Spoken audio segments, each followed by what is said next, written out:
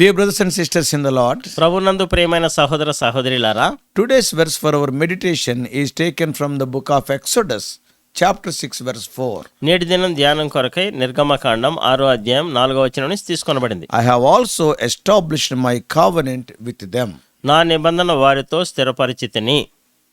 This promise highlights God's faithfulness in establishing a covenant with our patriarchs. మన పితరులతో దేవుడు చేసినటువంటి ఆ యొక్క నిబంధనని, ఈ యొక్క వాగ్దానం అనేటటువంటిది ఎంతగానో ఎత్తి చూపిస్తూ ఉంది. It speaks of the దేవుని God's faithfulness. దేవుని యొక్క నమ్మకత్వాన్ని చూపిస్తుంది, విశ్వాస్యతని We all తెలియజేస్తుంది. know God made covenant with our patriarchs Abraham, Isaac and Jacob. మనకు తెలుసు కదా, మన పితరులైనటువంటి అబ్రహాము, ఇస్సాకు, యాకోబులతో దేవుడు నిబంధన చేశాడు. He promised them to give them the land of Canaan. Canaan దేశాన్ని వారికి ఇస్తానని వాగ్దానం చేశాడు. So the covenant mentioned here is a binding agreement that God made. ఇక్కడ దేవుడు చేసినటువంటి ఆ నిబంధన ఏంటంటే ఖచ్చితంగా లోబడి ఉండాలి, చేయాలి, నెరవేర్చాలనేటటువంటి అగ్రిమెంట్ లాంటిది ఇది. Yeah, that included not only a relationship with these patriarchs, ఈ యొక్క పితరులతో సంబంధం ఉండడం అది మాత్రమే కాదు గాని, but it also gave the assurance that the descendants would inherit the promised land. అంత మాత్రమే కాదు, వారి తర్వాత వచ్చేటటువంటి వారు కూడా ఆ యొక్క వాగ్దాన దేశాన్ని స్వతంత్రించుకుంటారు అనే So సంగతి. this verse is God's reminder to Moses.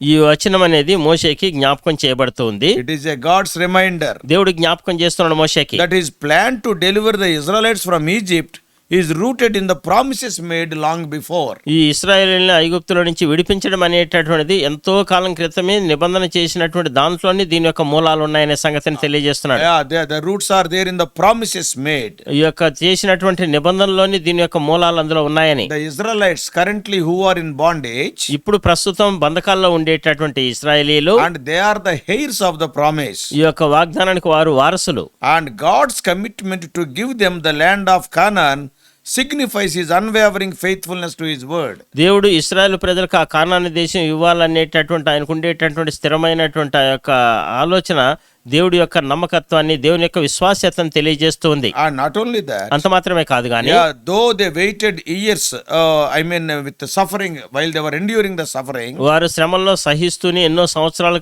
వారు ఎదురు చూస్తూ ఉన్నప్పటికీ, God has not forgotten his word. దేవుడు తన యొక్క మాట విషయంలో ఆయన మర్చిపోలేదు. When we see the history, మన చరిత్ర చూసినప్పుడు, see the historical backdrop of this verse stretches back to the book of Genesis, ఈ వచనానికి ఉండేటటువంటి వెనక చరిత్ర మనం చూస్తే అది ఆది కాండంలో మనకు ఉంటాయి. where God first made the covenant with Abraham. దేవుడు మొదటిసారిగా అబ్రహాముతో నిబంధన చేశాడు. That is in Genesis 12:7. ఆది కాండం 12వ అధ్యాయం 7వ వచనంలో. What is that covenant? ఏంటా నిబంధన? He promised him that his descendants would possess the land of Canaan. తన యొక్క సంతతి వారు కానాన్ని స్వతంత్రించుకుంటారనే సంగతి చెప్పాడు. The promise was reaffirmed to Isaac. ఈ యొక్క నిబంధనని దేవుడు మరలా ఇస్సాకుతో దృఢపరిచాడు. And also he reaffirmed with Jacob. మరలా ఆ యొక్క నిబంధనని మరలా యాకోబుతో మరలా దృఢపరుస్తూ But ఉన్నాడు. at the time of this declaration in Exodus 6:4, అయితే ఈ మరొకసారి నిర్గమకాండం 6వ అధ్యాయం 4వ వచనంలో ప్రకటిస్తూ ఉండేటప్పుడు, the descendants of these patriarchs, that means the Israelites, ఈ యొక్క పితరుల యొక్క సంతతి అయినటువంటి ఇశ్రాయేలీలు, they are very far from possessing the land. వారు యొక్క దేశాన్ని స్వతంత్రించుకోవడానికి చాలా దూరంగా ఉంటున్నారు. వారు Instead, they are enslaved in Egypt. దానికి బదులుగా వారు ఐగుప్తుల వారు బంధకాల్లో, బానిసత్వంలో ఉంటూ They ఉన్నారు. were living under harsh conditions. వారు ఎంతో కఠినమైనటువంటి పరిస్థితులు గుండా జీవిస్తూ ఉన్నారు. So the reference to the patriarchs residing in Canaan as foreigners emphasizes the long journey and the enduring hope that this land would one day belong to their descendants. వారి యొక్క పితరులకి, వారి యొక్క సంతతికి ఖచ్చితంగా ఈ యొక్క దేశం ఒకానొక దినాన్ని చెందుతుంది అనేటటువంటి సంగతి వారికి ఇవ్వబడింది. And see, God is still remembering what he has spoken to the patriarchs. ఎవరైతే పితరులతో దేవుడు మాట్లాడాడో ఆ సంగతిని ఇంకా దేవుడు జ్ఞాపకం చేసుకుంటున్నాడు. So this verse is a turning point in the narrative. ఈ యొక్క వివరణలో ఈ యొక్క వచనం అనేది మలుపు లాంటిది. Why? ఎందుకో తెలుసా? Because God is about to fulfill the ancient promises through the Exodus. ఎప్పుడో పూర్వకాలంలో చేయబడినటువంటి ఆ యొక్క వాగ్దానాలన్నీ దేవుడు ఇప్పుడు ఈ నిర్గమకాండంలో నెరవేర్చబోతూ ఉన్నాడు. And through Exodus they are coming out. వారు బయటికి రావడం, నిర్గమం బయటికి రావడం ద్వారా దేవుడు నెరవేర్చబోతున్నాడు దాన్ని. And God is going to lead those Israelites to the promised land. దేవుడు ఆ యొక్క ఇశ్రాయేలు ప్రజలను వాగ్దాన దేశానికి నడిపించనై ఉంటున్నాడు. Yeah, it is a thrilling moment. అది ఎంతో గగురుపాటు గొల్పించేటటువంటి సంఘటన. Why? ఎందుకో తెలుసా? So many years ago he made the covenant. ఎన్నో సంవత్సరాల క్రితం ఆయన నిబంధన చేశాడు. And they have gone through so many difficulties and oppression in Egypt. వారు ఎంతో కష్టాల గుండా ఎంతో అణచివేత గుండా ఐగుప్తులో వారు గురవుతూ వెళ్లారు. Now these days are the days of the fulfillment of that promise. ఇప్పుడు ఈ దినాలు ఎటువంటి దినాలంటే అవి ఆ యొక్క వాగ్దానం నెరవేర్పులోనికి రాబోయేటటువంటి దినాలు. Many people of the world, they could not see the fulfillment of the promise. ప్రాచీన దినాల్లో ఉండేటటువంటి చాలా మంది యొక్క వాగ్దానం నెరవేర్పులోనికి రావడాన్ని వారు They చూడలేకపోయినారు. died in Egypt. వారు ఐగుప్తులోనే మరణించారు. But these people, అయితే ఈ ప్రజలు it is a thrilling moment. వారికి ఎంతో గగురువారు గొల్పించేటటువంటి Oh, the promise క్షణాలు. what God made, and it is going to be fulfilled during their time. ఏదైతే దేవుడు వాగ్దానాలు చేశాడో ఆ వాగ్దానం ఇప్పుడు వారి కాలంలో అది నెరవేర్పులోనికి రాబోతున్నదనే సంగతి. Theologically speaking, వేదాంతపరంగా మనం మాట్లాడితే this verse underscores God's covenantal faithfulness. దేవుడు యొక్క నమ్మకత్వం, దేవుడు నిబంధన చేసినటువంటి ఆయన యొక్క విశ్వాసతను గురించి వచనం మాట్లాడుతోంది. God's covenant with the patriarchs is not just a very distant promise. అయితే పితరులతో తాను చేసినటువంటి వాగ్దానం అనేది ఏదో దూరంగా నెరవేర్పులోనికి వస్తుందా రాదా అనేటటువంటిది కానే కాదు. But it is an active and an ongoing commitment. అది ఎంతగానో చురుకుగా ఉండి రాబోయేటటువంటి రోజుల్లో నెరవేర్చబోయేటటువంటి సంగతి అది. So what it shows? అది ఏం తెలియజేస్తుంది? This reveals that God's promises are sure and steadfast. ఇవి ఏం తెలియజేస్తున్నాయంటే దేవుని యొక్క వాగ్దానాలు అనేటువంటి ఖచ్చితంగా నెరవేర్పులోనికి వచ్చేటివి, ఖచ్చితంగా దృఢంగా జరగబోయేటటువంటి When సంఘటనలు. God says something, దేవుడు ఏదన్నా ఒకటి వాగ్దానం చెప్పినప్పుడు regardless the human circumstances, he will fulfill it. మానవ పరిస్థితులు ఏ విధంగా ఉన్నప్పటికీ ఖచ్చితంగా ఆయన దాన్ని నెరవేరుస్తాడు. Not only that, అంత మాత్రమే this కాదు, verse also highlights the idea of God's sovereignty over history. చరిత్రలో దేవుడు కలిగినటువంటి సార్వభౌమాధికారం గురించి కూడా ఈ వచనం అనేది ఎత్తి చెప్తూ ఉంది. His ability to bring about his purposes across the generations. తరాలు వెంబడి ఆయన యొక్క ఉద్దేశాలు అనేటివి నెరవేర్పులోనికి రావడం గురించి కూడా ఈ వచనం మాట్లాడుతోంది. The land of Canaan is not just a geographical location. ఈ యొక్క కానాను దేశం అనేది భౌగోళిక పరంగా ఉండేటటువంటి ప్రదేశం మాత్రమే కాదు గాని, Of course it is true only, అది సత్యమే, నిజమే. but the meaning goes further. ఈ యొక్క అర్థం అనేది ఇంకా కొంచెం ముందుకెళ్తాది. It symbolizes God's provision. అది దేవుని యొక్క ముందాలోచన ఏర్పాటు గురించి It మాట్లాడుతుంది. speaks of God's blessing. దేవుని యొక్క ఆశీర్వాదాల గురించి It మాట్లాడుతుంది. speaks of the fulfillment of his promises. ఆయన యొక్క వాగ్దానాలు నెరవేర్పులోనికి వస్తున్నాయనే సంగతి గురించి So మాట్లాడుతుంది. this teaches us that God's plans may unfold over time. That is, as the days pass by, his plans will be unfolding. అయితే దినములు గడిచేసరికి ఆయన యొక్క ప్రణాళికలు అంటే కొంచెం కొంచెం బయలుపరచబడుతూ ఉంటాయనే సంగతి. But one thing is true. ఒక్క సంగతి సత్యము, They are always certain and trustworthy. అవి ఎల్లప్పుడూ స్థిరమైనటువంటివి, నిత్యమైనటువంటివి, నమ్మదగినవి. If you see the literary structure of Exodus 6:4, నిర్గమకాండం 6వ అధ్యాయం 4వ వచనంలో ఉండేటటువంటి అక్షరార్థంగా ఉండేటటువంటి ఆ మాటలు, ఆ యొక్క పదజాలం మనం చూస్తే, it serves as the reaffirmation of God's promise amidst the narrative of tension and Israelites suffering in Egypt. Israel ప్రజలు ఐగుప్తులో ఉండి ఎంతో ఆందోళనలోను ఎంతగానో ఇబ్బందుల్లో ఉండేటప్పుడు ప్రతికూలమైనటువంటి పరిస్థితుల్లో దేవుడి యొక్క వాగ్దానం ఖచ్చితంగా నెరవేరుస్తుంది అనేటటువంటి దృఢమైనటువంటి విధానంలో ఉంది. And the mention of the covenant and the land of Canaan provides a contrast. ఇక్కడ నెరవేర్పు ఆ యొక్క He mentioned the covenant ఆయన నిబంధనని చెప్పాడు అక్కడ. and the land of Canaan is there. అక్కడ కానాన్ దేశం ఉంది. And is it going to be fulfilled? అది ఖచ్చితంగా నెరవేర్పులోకి వస్తుందా? While they were enslaved and they were displaced. వారు ఎంతగానో దూరంగా ఉండి వారు యొక్క బానిసత్వంలో ఉన్నప్పుడు, And this verse reminds both Moses and the leaders, and God's plans are not thwarted by temporary setbacks. అంటే తాత్కాలికంగా ఉండేటటువంటి పతనాలు, వటములు, ఇబ్బందులు, వాటి వల్ల దేవుని యొక్క శాశ్వతమైనటువంటి ప్రణాళికలు మార్పు లావు అనే సంగతిని మోషేకి మిగిలినటువంటి నాయకులకి దేవుడు తెలియజేస్తున్నాడు. Even God is telling to you and to me. ఈ దినాన దేవుడు నీతో నాతో కూడా ఇదే When చెప్తున్నాడు. God promises something, దేవుడు ఏదన్నా ఒకటి వాగ్దానం చేస్తే the human situations and circumstances may be completely contrary to the fulfillment of that promise. మానవుల యొక్క పరిస్థితులు అన్ని కూడా చూస్తూ వచ్చినట్లయితే దేవుడు ఇచ్చినటువంటి వాగ్దానం నెరవేర్చడానికి పరిపూర్ణంగా ప్రతికూలంగా ఉన్నప్పటికి కూడా, Even then, అయినప్పటికి కూడా his promises cannot be thwarted. ఆయన యొక్క వాగ్దానాలని ఏమాత్రం అవి తీసివేయలేనటువంటివి కాదు, అవి ఎల్లప్పుడూ స్థిరంగా ఉండేటివి. The use of the word established ఆ స్థిరపరచబడింది అనే మాట It చూస్తే emphasizes the solidity and the permanence of God's covenant. ఆ దేవుడు ఒక నిబంధన చేస్తే దాన్ని ఖచ్చితంగా ఆయన చేస్తాడు అనేటటువంటి దృఢపరుస్తూ ఉంది. Whatever God decrees, it will come to pass. ఏదైతే దేవుడు ఒక శాసనం లాగా చేస్తాడో అది ఖచ్చితంగా నెరవేర్పులకు వచ్చి తీరుతుంది. Yeah, similar types of references are there in the Bible. ఇదే రకమైనటువంటి రెఫరెన్స్లు కొన్ని బైబిల్లో మనకున్నాయి. In Genesis 15:18, ఆది కాండం 15:18, in Genesis 26:3.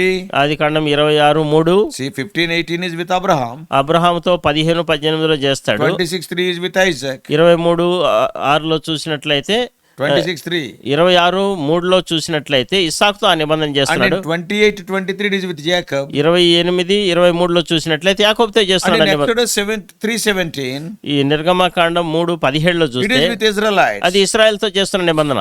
Okay, all these are covenants. ఇవన్నీ కూడా నిబంధనలు. Okay, how these truths can be applied to today's Christian?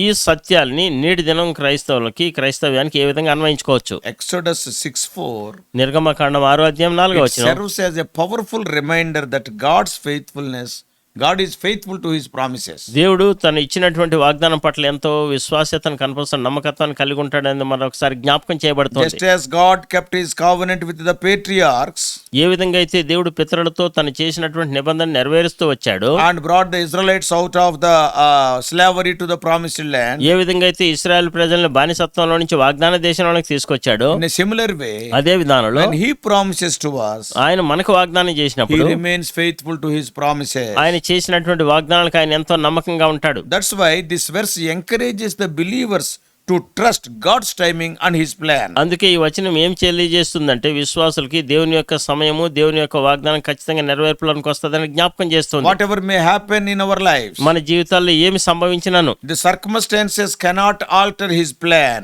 చుట్టూ ఉండేటటువంటి పరిస్థితులు దేవుని యొక్క ప్రణాళికను మార్చలేవు. Not only that, అంత మాత్రమే it కాదు, also reminds us that God's faithfulness spans generations. దేవుని యొక్క నమ్మకత్వం, దేవుని యొక్క విశ్వాస్యత కొన్ని తరముల వెంబడి అలానే ఉంటుందని. Yeah, his promises are fulfilled at his perfect timing. ఆయన యొక్క పరిపూర్ణమైనటువంటి కాలంలో ఆయన ఇచ్చినటువంటి వాగ్దానాలు ఆయన నెరవేర్చేవాడిగా So ఉంటున్నాడు. as modern day Christians, ఆధునిక కాలంలో ఉండేటటువంటి క్రైస్తవులంగా మనము so we are invited to live with confidence that God's word never fails. దేవుని యొక్క వాక్యం ఎప్పుడూ తప్పిపోదనేటటువంటి స్థిరమైనటువంటి నమ్మకంతో మనం జీవించాల్సిన వారంగా His ఉంటున్నాం. promises to us are just as sure as his covenant with Abraham, Isaac and Jacob. ఆయన వాగ్దానాలు ఎంత స్థిరమైనవంటే ఏ విధంగా అయితే ఆయన అబ్రహాం, ఇస్సాకు, యాకోబులతో నిబంధన చేసి నెరవేర్చాడు అటువంటివి.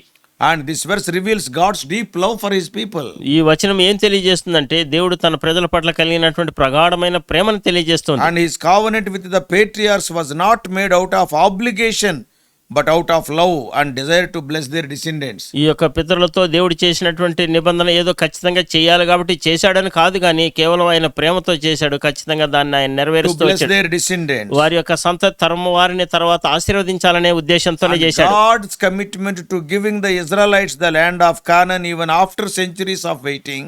ఎన్నో శతాబ్దాల తరబడి నిరీక్షిస్తూ ఎదురు చూస్తూ వచ్చిన తర్వాత వాగ్దాన దేశం కానాన్ని దేవుడు ఇశ్రాయేల్ ప్రజలకు ఇవ్వాలనేటటువంటి ఆలోచన. And it shows his patience and his enduring love. ఆయన యొక్క సహనము, ఆయన ఎడతెగనటువంటి సహించేటటువంటి ఆ ప్రేమ మన పట్ల చూపిస్తుంది. So this verse demonstrates that God's love is not fleeting or conditional. అంటే దేవుని యొక్క ప్రేమ అనేది ఏదో షరతులతో కూడినటువంటిది కాదు అనేది ఇక్కడ వచనం It తెలియజేస్తుంది. is steadfast and reliable love. అది ఎంతో ఎడతెక్కకుండా కొనసాగేటటువంటిది, నమ్మదగింది, దాని మీద ఆధారపడదగినటువంటి ప్రేమ అది. God's love drives his promises into actions. దేవుని యొక్క ప్రేమ అనేటటువంటిది ఏం చేస్తుందంటే ఈ యొక్క వాగ్దానాలని, నిబంధనల్ని అది క్రియల్లోకి వచ్చేట్టుగా చేస్తుంది. So this verse connects to Jesus Christ also in one way. ఈ వచనము యేసుక్రీస్తు ప్రభు కూడా ఒక విధానంలో దాన్ని అనుసంధానం చేయబడుతుంది. Yeah, just God has promised the land of Canaan to the Israelites. ఏ విధంగా అయితే కానాను దేశాన్ని ఇశ్రాయేలుకి ఇస్తానని వాగ్దానం చేశాడో, God is promising eternal life and heavenly inheritance to those who believe in Jesus. ఎవరైతే యేసుక్రీస్తు ప్రభునందు విశ్వాసం ఉంచుతారో వారికి నిత్య జీవము, తర్వాత పరలోక స్వాస్థ్యం ఇస్తానని ఆయన కూడా వాగ్దానం చేస్తూ వచ్చాడు. Jesus is the fulfillment of God's covenant promises. దేవుడు చేసినటువంటి నిబంధన వాగ్దానాలను నెరవేర్చడం యేసుక్రీస్తు ప్రభు చేశాడు. Yeah, bringing salvation రక్షణ తీసుకురావడం and redemption not just to Israel but to all of us. ఈ విమోచన కేవలం ఇశ్రాయేలుకు మాత్రం కాదు, మనలో ప్రతి ఒక్కరికి. That's why it is written in 2 Corinthians అందుకే 2 కొరింథీయులో రాయబడింది in chapter 1 2 కొరింథీ మొదటి అధ్యాయంలో and in verse 20. 2 కొరింథీ మొదటి అధ్యాయం 20వ వచనంలో, For no matter how many promises God has made, they are yes in Christ. దేవుని వాగ్దానములు ఎన్ని అయినను అన్నియు క్రీస్తునందు అవునట్టుగానే ఉన్నవి. In Jesus the promises of God find their ultimate expression. ఈ యొక్క యేసుక్రీస్తునందు ఈ యొక్క వాగ్దానాలను కూడా చిట్ట చివరికి తారస్థాయికి చేరేటటువంటి అనుభవం, Offering us the hope of a new and eternal promised land in His kingdom. ఆయన యొక్క రాజ్యంలో ఉండేటటువంటి నూతనమైనటువంటి ఆ యొక్క వాగ్దానాలు అవన్నీ ఉండేటివి. So before I close, నేను ముగించడానికంటే ముందుగా Exodus 6:4. నిర్గమకాండం 6వ అధ్యాయం 4వ వచనం, It is a powerful reminder of God's unchanging faithfulness and His steadfast love towards His people. దేవుడు తన ప్రజల పట్ల కలిగి ఉండేటటువంటి మార్పు లేనటువంటి ఎడతగినటువంటి తప్పిపోయినటువంటి ప్రేమ, తర్వాత ఆయన కలిగినటువంటి ఆ యొక్క నమ్మకత్వాన్ని విశ్వాసతని జ్ఞాపకం చేస్తూ ఉన్నాయి. So it encourages to trust His promises.